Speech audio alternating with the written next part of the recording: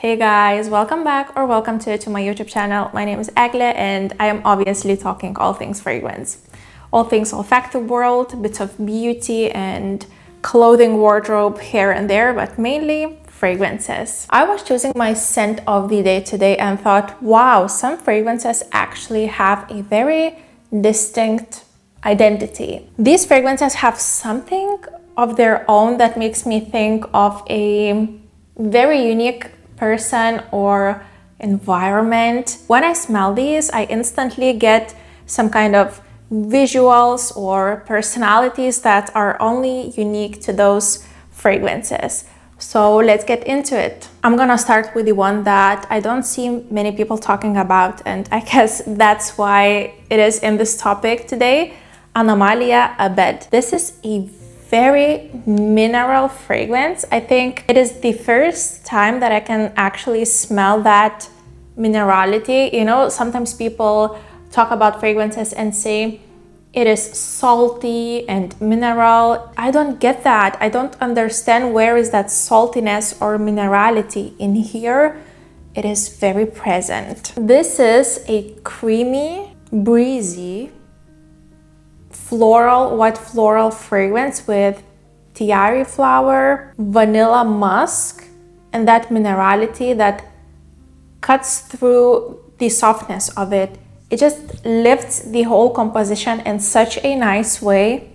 It definitely smells like a breezy and calm morning at the seaside when you are still in your bed sheets, maybe from the night before you applied a beautiful and soft floral vanilla body lotion. You still have that scent on you mixed with your natural skin muskiness, and you open the window, you get that fresh ultra mineral breeze inside your room, and the curtains are being flown by that wind. Creamy, fresh, floral and mineral.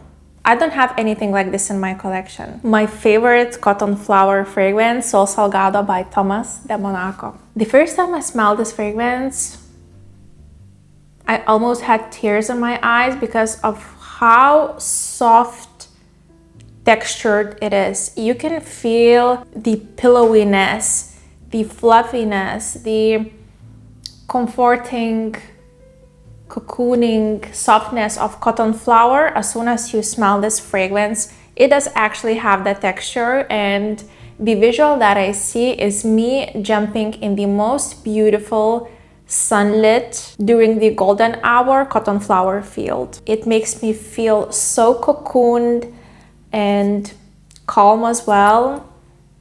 It does have a very functional effect on my brain. It is so beautiful. I know quite a few of you either tried it because of me or bought the full bottle because of me, and you love it just as much as I do. It also makes me feel very pretty and gorgeous and feminine, and maybe softens my heart as well. Not maybe, it actually does. Haven't smelled anything like this. It is definitely one of a kind. So this is Salgado by Thomas de Monaco. Have you ever watched Charmed series? Because I did when I was a kid after school, or maybe in summer during the summer holiday. It brings me the best memories, and as soon as I smelled Purple Mantra from room 1015, my brain connected the scent to Peau. This is the fragrance that Peau would wear in Charmed. I have no explanation, but it smells like her. Now, I only have a sample from my discovery kit, exploration kit. The more I smell it, the more I love it, the more I crave smelling this fragrance. This is definitely not something I would wear every single day. Honestly, if I wanted to put myself in this mysterious and witchy, very unique mood, this is the fragrance I would go for. You know those hidden small shops where they sell stones, variety of stones and incense, Palo Santo sticks and like sage to burn in your house? And there's always a very beautiful, mysterious woman with this boho witchy style working there. This fragrance is also how she would smell like. I checked the note list for my curiosity, and you have clary sage, iris, white blossoms, frankincense, ambroxan, musk, myrrh, lavender, pink pepper, freesia. There's also marjoram, which smells slightly minty and piney. I love this scent so much. As I said, maybe not to wear every single day. That might be a little bit too much, but just smell it. Give it a go. Give it a try. It will not be for everyone for sure. Something to put you in that witchy, mysterious mood, definitely. Ormaie 32 degrees. Now, Ormaie is the kind of fragrance house that has its own identity in general. It's very different from what we get in the popular fragrance world, niche world. They just do their own thing, and I find that they keep their own vibe and aura throughout very well in all of their fragrances. 32 degrees is a pear fragrance in Ormaie style. You have Palo Santo, you have some white florals as well, I think tuberose. It smells solar and sunlit and meditative. As a pear fragrance, it is one of a kind to me. We do get a lot of those fruity, girly, fun 90s pears, right? Or something more like poached and sweet and baked, or ice creamy. This is a woody, grounding pear. The visual that I get whenever I wear or smell this fragrance is me swinging in a hammock under the wild pear tree, probably near the golden hour as well, surrounded by little wild white flowers. I'm probably on a little forest wooden cabin getaway, just enjoying a beautiful late summer day. This is the visual that I get, and I think I am not wrong. Maybe there's Palo Santo stick burning somewhere at the entrance of that wooden cabin. I find this fragrance serene and grounding, but also very gorgeous. I just have to mention the best tea fragrance brand, which is Chasing Scents and Tea Service. Chasing Teas as well, that could work. Tea Service is the purest scent of jasmine oolong tea with some osmanthus and honey. Very strong, intense jasmine oolong tea. Very realistic, and it is realistic because the founder of Chasing Scents is a scientist, and she distills her own tea extracts, real tea extracts, hence why it is so realistic in fragrances, realistic smelling. One of a kind, super strong tea identity. Yes, we have many beautiful tea fragrances in this world, but it's usually tea with something, or very gourmand, breezy green tea, little bit of the black tea with some florals. It's usually tea wrapped with many other things. My husband says that it smells like it's tea with a lot of honey, and I do agree. It feels very honeyed, but the kind of honey that we get from the wild bees, at least here in Lithuania. It has a very strong, almost spiced scent sometimes. It's a bit fruity as well at the beginning. I just opened the notes for my own interest. There's some goji berry and white peach. As I said, there's some fruitiness, and I think it cuts really nicely through that intense oolong and jasmine tea accord. One of a kind. One of the fragrances from the designer world, Hermes Barenia, also has a very strong identity in my opinion. How do they call it? Patchouli? I think, yeah. It does smell a little bit like a classic combination of patchouli and fruits, but it's very amped up. This smells very polished to me. It definitely makes you feel like you own that Birkin. It makes me feel polished and wealthy. It has a slight sweetness. In one of my videos, I said It is a little bit sweet, but that sweetness comes from a berry, wild forest berry, that is not sweet. It's a bit sour. I actually find that eglegil smells a little bit fruity sour to me. This one is definitely not a safe blind buy, but you know, the funniest thing is that my husband bought it for me.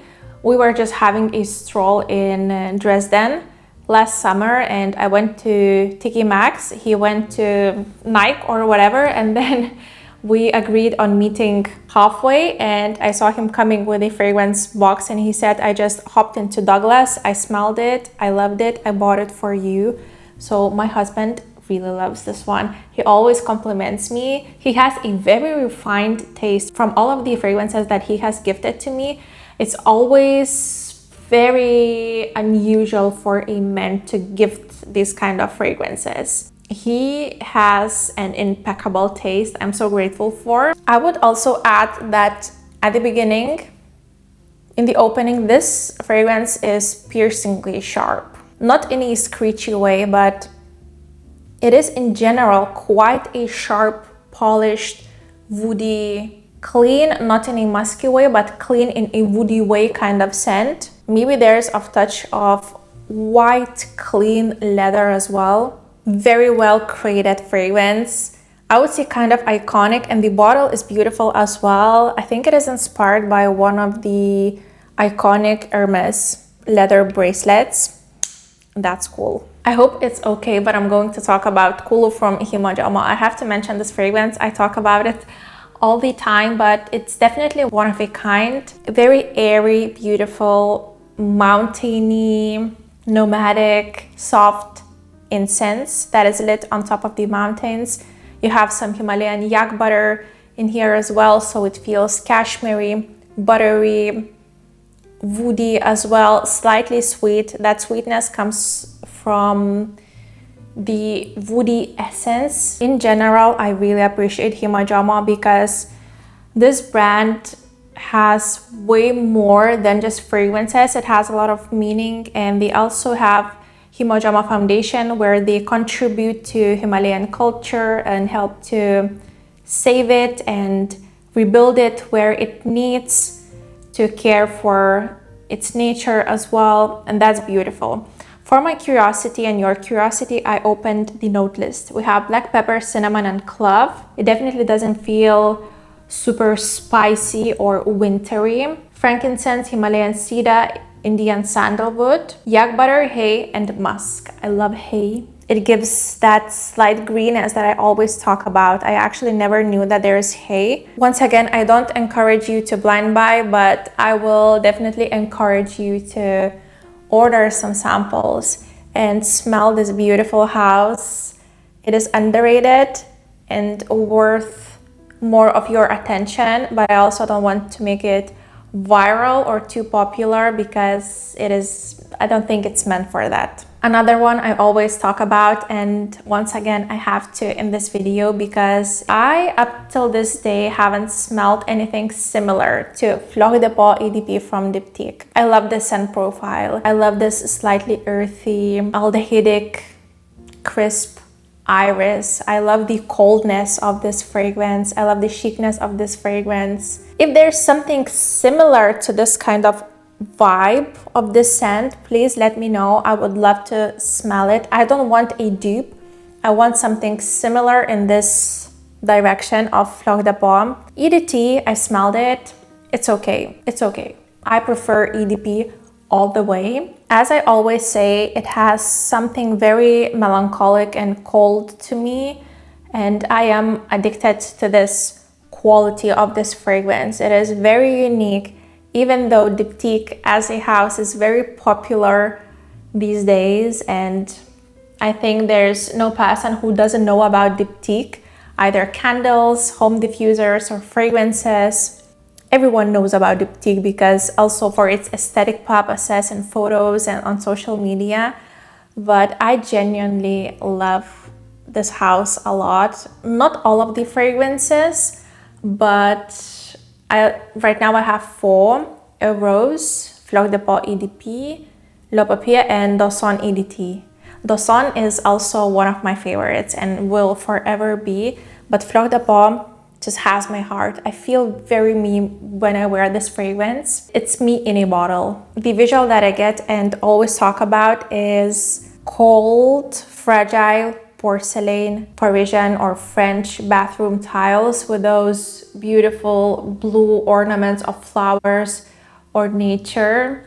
I find that this fragrance is quite reserved in a very beautiful way. That reserved quality is also a part of me, and that's why we go together so well. I think I still have quite a few fragrances that have a very strong identity of their own, but I'm not going to talk about these in this video because the video would be 2 hours long. I hope you enjoyed it. Do not forget to follow me on Instagram, where I share those shorter, quicker videos about fragrances and bits of my style and beauty as well. Don't forget to subscribe to my YouTube channel. I know people genuinely forget because YouTube keeps popping my videos to people and they don't feel like they have to subscribe because they always see my videos when they open YouTube. Every single subscription means a lot to me, just know that. That is it for today's video.